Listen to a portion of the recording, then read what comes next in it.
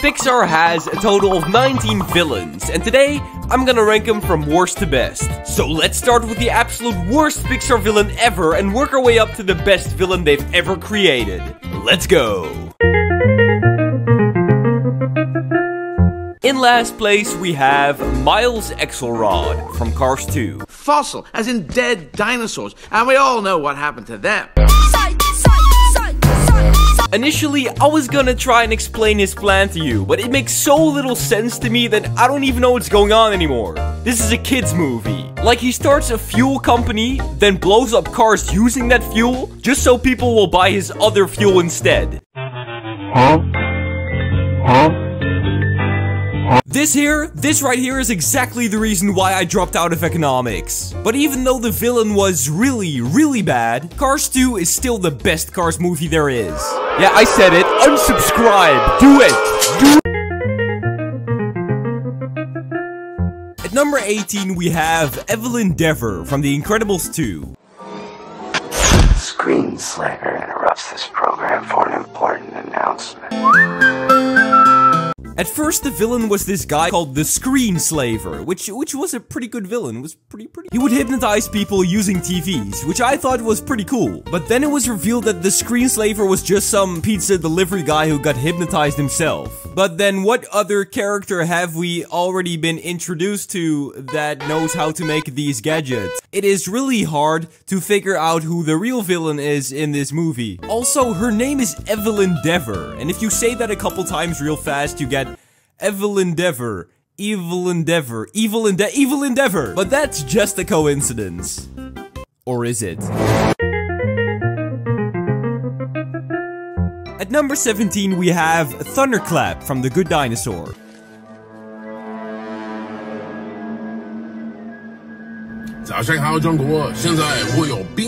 I totally forgot this guy existed. I mean, it's just such a boring villain in a boring movie. I'd rather just watch 10 hours of McDonald's noises. Oh yeah, that's good. I love this. At number 16, we have Zurg from Lightyear. You killed my father! No, Buzz. I am your father. No! I'm guessing a lot of you haven't actually seen this awful movie, so let me tell you who Zurg is. Zurg is this big robot that chases Buzz around, but he isn't actually the real villain, because the real villain is the one inside the robot. But then who's inside the robot? It's Pikachu! It is an older version of Buzz. This is the least logical. It could have been anyone. It could have been The Walk for all I know. So I'm just gonna put this villain in this movie where it belongs. Yep, there it goes. Fire in the hole. Beam! At number 15, we have Mordu from Brave.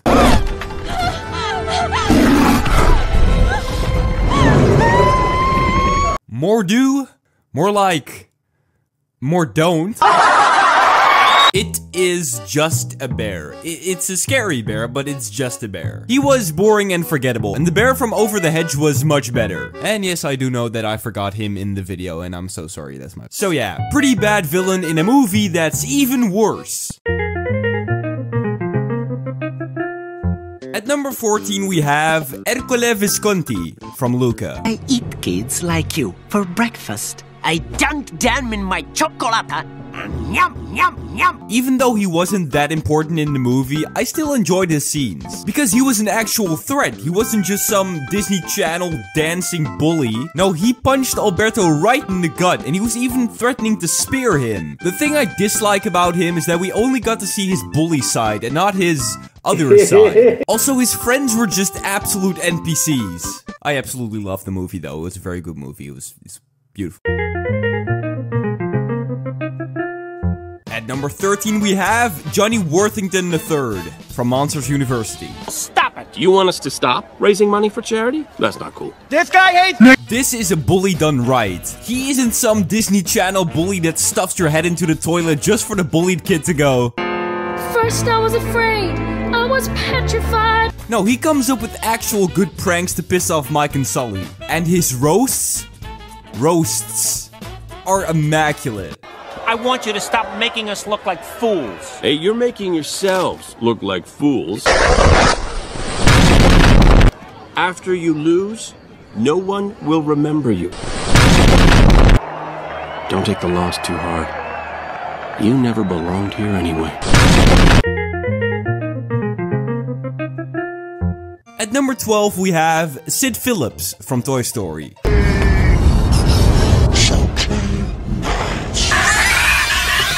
How was he supposed to know that the toys were alive? What if he was like an aspiring engineer that was just practicing or something, I don't know. But just because Woody wanted his revenge, he first had to take 20 years of therapy before he became a garbage collector. There goes his dream of becoming an engineer. Maybe he could have made something great. Like glitter bombs, perhaps?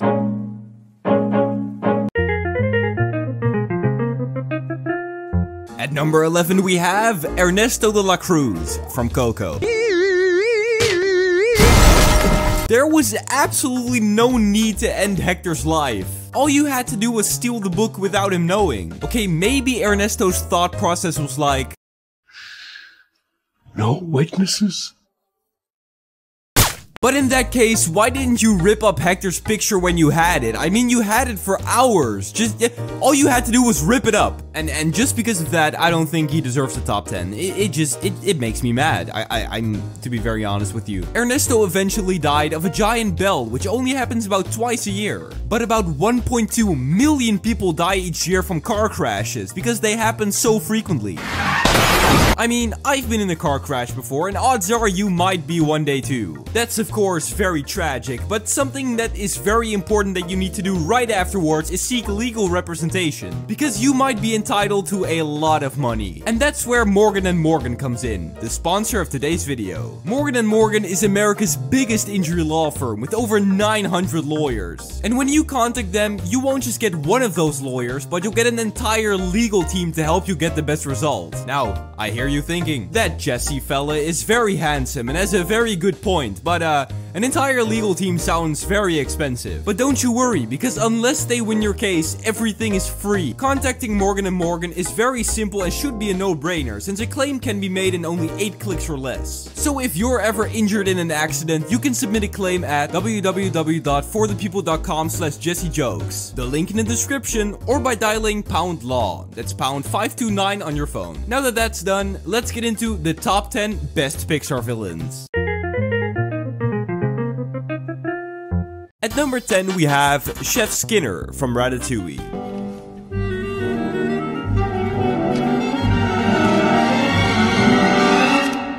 Get my lawyer. I love Chef Skinner. He's just a little French guy with a short temper. But frankly, I admire him because throughout the entire movie, he never backs down, never gives up. By the way, wouldn't it be funny if at the end they revealed that Remy actually didn't exist and that Chef Skinner was just some crazy schizophrenic? Ooh, ooh, it's here. No, it isn't. It's here.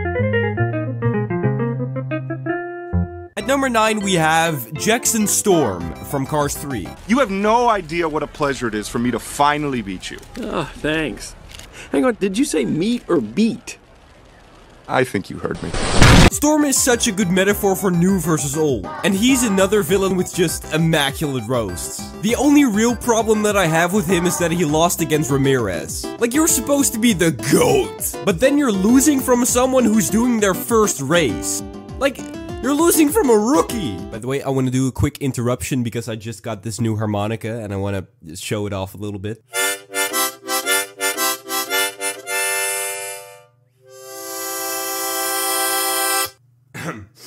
Let us continue. At number 8, we have Autopilot from WALL-E.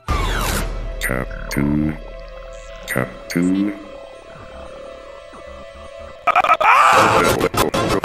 His cold and deep robot voice made him pretty intimidating. Aye, sir. Not necessary, Captain. But to be fair though, he's just a robot, he's just doing what he's programmed to do. But then that means that the real villain is the one who made him. But who? Maybe The Walk? Or maybe Rick Astley? Or maybe, just maybe, it's Sid Phillips?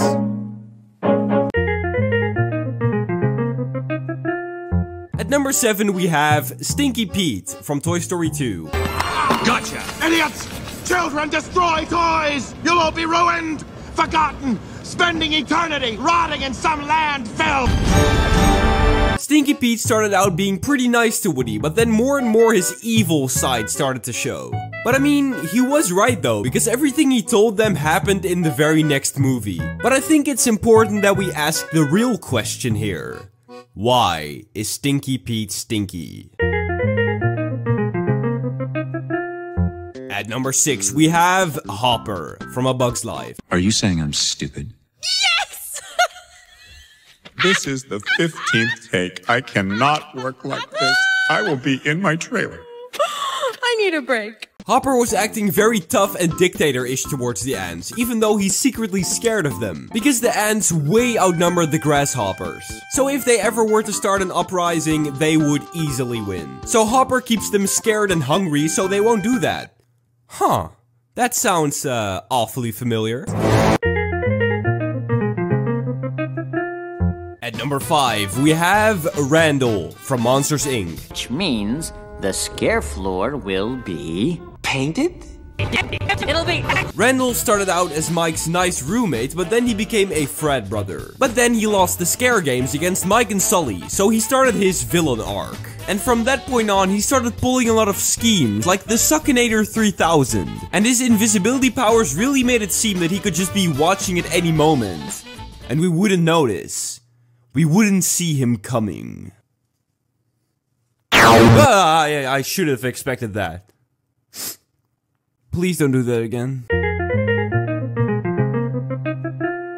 At number 4, we have Henry J. Waternoose III from Monsters, Inc. I'll silence 1,000 children before I let this company die. Children? Child, children, child. James. Henry is a spider crab. No, wait. He is a fancy spider crab. Henry has a company where they get energy from children's screams, and that's obviously the best way to get energy. But the business isn't doing so well, so he asks Randall if he can invent the Suckinator 3000 to get that infinite energy glitch. But then he gets arrested, because the Suckinator 3000's design isn't very human.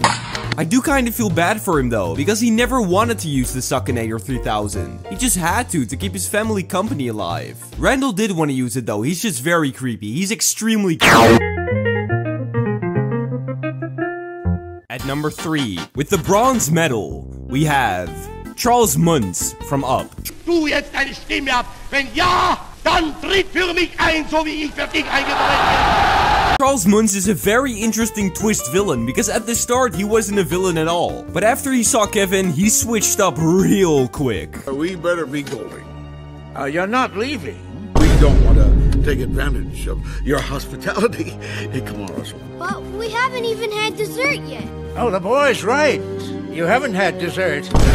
Epsilon here makes a delicious cherries jubilee. Oh, you really must stay. I insist. We have so much more to talk about. Oh yeah, and quick honorable mention to his most evil dog, Alpha. At number 2, with the silver medal, we have Lotso from Toy Story 3. I demand to talk to Lotso. Zip it, Buck Rogers. You don't talk to Lotso till we say you can. Ken, what's going on here? Why is this toy tied up? Normally, I'm not a big fan of twist villains, but for some reason, Pixar just has a lot of good ones. And Lotso is one of, if not the best twist villain I've ever seen. Like, he went from a nice, soft teddy bear to a cold, psychopathic killer. And even after Woody and his friends save him, he still leaves them to die. That just shows how truly evil he is. And also, he was a little bit rude to Ken. You can't do that to Ken, come on. I'm just Ken, anywhere else I'd... And then, finally, at number 1, with the golden medal, we have the man, the myth, the legend, Syndrome. I'm Syndrome, your nemesis, I think that this comes as a surprise to absolutely no one, because he's undoubtedly the best villain. Like, he's just the perfect villain. He has the evil lair, the evil gadgets, the evil backstory, and even the evil hair. But I have a theory, because even though Sans is not Ness, maybe just maybe, Syndrome is Rumpelstiltskin. But hey, that's just a ranking. The missiles are coming. I wonder what that means.